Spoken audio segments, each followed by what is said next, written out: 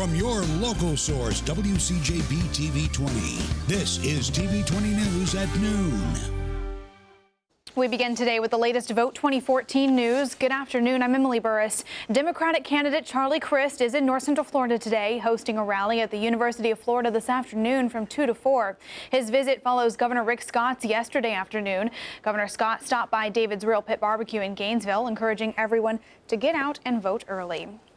The search is on today for what caused the dramatic explosion of an unmanned rocket in Virginia just moments after liftoff. Nearby residents are being warned to avoid any potentially hazardous wreckage. ABC News' Karen Travers reports from the crash site on the latest developments.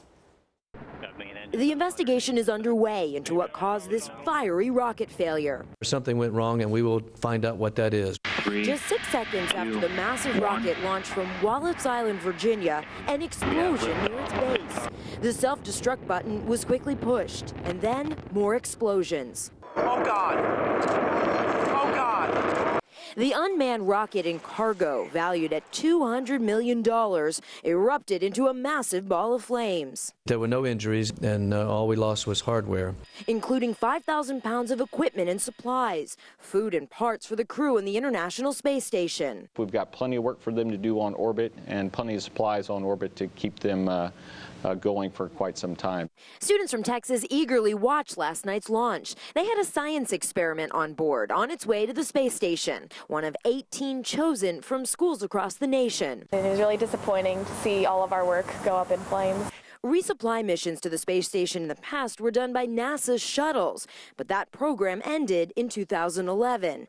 The government space agency is now paying billions of dollars to private companies like Orbital Sciences and SpaceX to make these trips.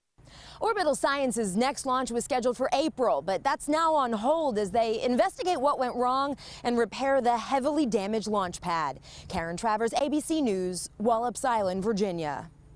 Karen, thanks. It's time now for a first check of our weather at this noon hour. Meteorologist Mike Potter joins us now with the rest of our Wednesday. It's looking pretty warm out there. It is, yeah. It's been a great morning. A little bit of fog, not as bad as yesterday and the day before in parts of northern Florida. But yeah, so far today it's been a very pretty morning and early afternoon. Yes, we have those fair weather cumulus popping up in the heat of the midday hour, but otherwise a lot of blue out there to enjoy and get outside. Good weather for getting outdoors, by the way. Temperatures warming up nicely right now. Noticing a little bit more cloudiness in the Atlantic and some well to our west in the Panhandle. The clouds out east of St. Augustine have been producing a few showers, but not much in line of rain, and it is dry over the interior right now. Close to 80 at Gainesville and Ocala, where the current reading is 79. It's 80 over towards Cross City with a cooler 74 over towards Cedar Key.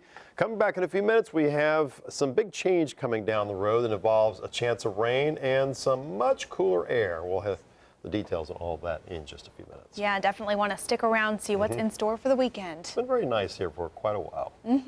Good to enjoy this weather today while it's still around. That's right. All right, thanks, Mike. A popular nature trail is at the center of a county commission controversy. Last night, Alachua County commissioners debated for hours over what to do about the Bar Hammock Levy Prairie Loop Trail near Micanopy. Some people say their privacy is being violated by hikers walking the trail. At the meeting last night, neighbors explained since the trail opened 5 months ago, they've had to deal with dogs barking, children yelling, and people walking the trail peering into their homes. We still have the problem. We've been trying to work with county staff for going on 2 years now, and I guess this is just typically how county staff works. They work at their own pace, which is a snail's pace. Commissioners were supposed to decide on a solution last night, either leave the trail alone or choose one of a dozen alternatives. A multitude of different solutions were thrown out, everything ranging from hundreds of thousands of dollars to no cost at all. Plans like putting up a gate to deter people from entering one side of the trail or taking down a sign telling people they can walk through the trail. Some proposed doing nothing at all. It's inappropriate to expect the public to give up access to their land that they bought. Compromise should not be used in this context. I like the comment that someone said that there is not a problem here to be solved. That's what I keep coming back to. I don't think any action is necessary. We don't have a problem. And after hours of discussion, some sort of solution was supposed to be approved. Commissioners instead voted to have staff bring back proposed solutions to look at during the next meeting.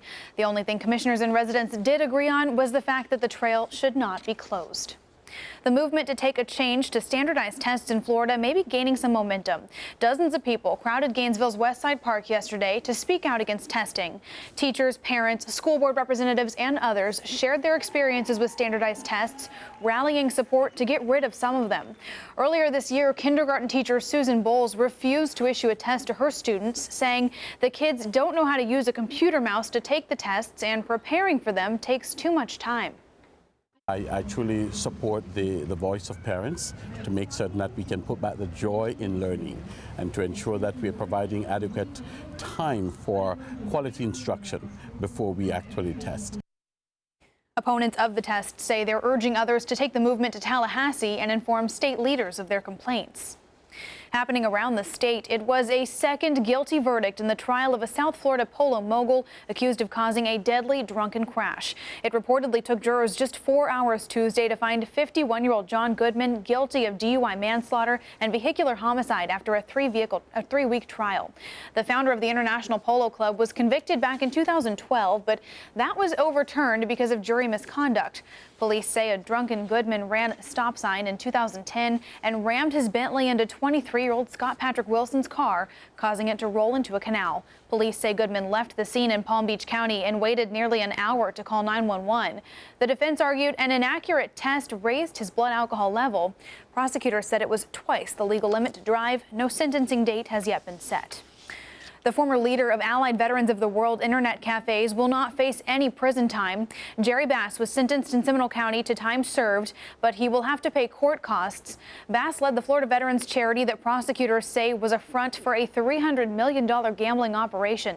Internet cafes are now illegal in Florida. In Tallahassee, a domestic violence center is questioning how the police department handled an incident involving FSU football player Carlos Williams.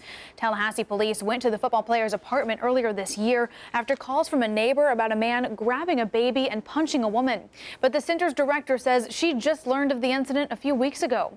Under state law, police are required to send reports of cases with alleged domestic abuse to their local domestic violence center. TPD says it didn't send the report because the case was classified as a domestic disturbance. But the center says it typically still receives domestic disturbance reports from the police department. The White House says it's addressing suspicious activity detected on its computer network. Authorities say the concerning traces were noticed while checking for possible cyber threats. There have not been any official details released on who might have been responsible or when the suspicious activity happened. Authorities say a Denver Broncos fan who disappeared during last week's game has been found alive. The Denver police sergeant says 53-year-old Paul Kitterman was found Tuesday night in Pueblo, about 100 miles south of Denver. Family and friends of Kitterman had been searching for him since Thursday night's game at Sports Authority Field. Jared Tonneson told investigators his stepfather had not been seen since he left his seat to meet friends during halftime. Corrections officials in Missouri say they aren't sure what will happen next with a death row inmate whose execution was stopped by the U.S. Supreme Court.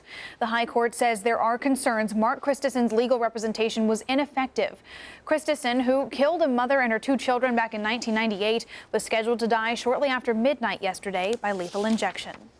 Turning to new details now in the fight against terrorism. In federal buildings across America, security is being ramped up. ABC's Lana Zach reports the increased security comes in response to the threat of possible terrorists and lone wolf attacks. Hoping to prevent an attack like this one,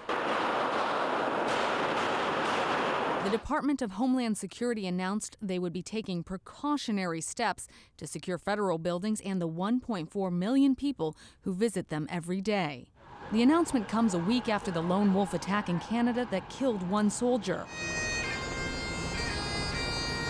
Nathan Cirillo was shot while standing guard at Ottawa's National War Memorial. Zihaf Bibo acted alone, and that he is the same person that perpetrated the attacks at both the National War Memorial and on Parliament Hill. That lone wolf then went on to storm the Canadian Parliament in an assault that has authorities here worried. Terrorist organizations like ISIS are encouraging strikes against police and military here in the U.S. by homegrown terrorists. There could be literally thousands, potentially, of people like them. Disenfranchised, lonely, not successful in life, angry. Those are the folks sometimes are the hardest to figure out, and they're also maybe the hardest to stop. On Thursday, a hatchet-wielding convert to Islam attacked a group of New York City police officers. I'm very comfortable this was a terrorist attack. Just moments ago, we saw armed guards outside of the Federal Reserve here. Though authorities stress that there is no specific threat, they are taking precautions. Lana Zach, ABC News, New York. Lana, thanks. Back in North Central Florida, a woman who was staying at Gainesville's new homeless center is facing criminal charges after what police are calling a case of domestic violence at the Grace Marketplace on 39th Avenue. 39-year-old Courtney Weingarth was arrested after officers say she threatened to kill her husband with a knife. Weingarth's husband tried to take the knife from her, and that's when she bit him on the arm, breaking the skin. Both Weingarth and her husband admitted to smoking crack before the incident. Weingarth is being held in the Alachua County Jail on $25,000 bond for aggravated assault and domestic battery. Gainesville may have a new appeal for armed service members looking to move after they retire. The city's been named a top 10 best place for veterans to live. Gainesville checked in at number 8 on the list, according to a study from the U.S. Chamber of Commerce. The study evaluated VA hospital proximity, military pension taxation, and veteran wage growth for those seeking a new career. Well, coming up, it's easy to be confused about how to invest retirement savings. After the break, our money expert works to clear all that up for us. That's just ahead. Stick around.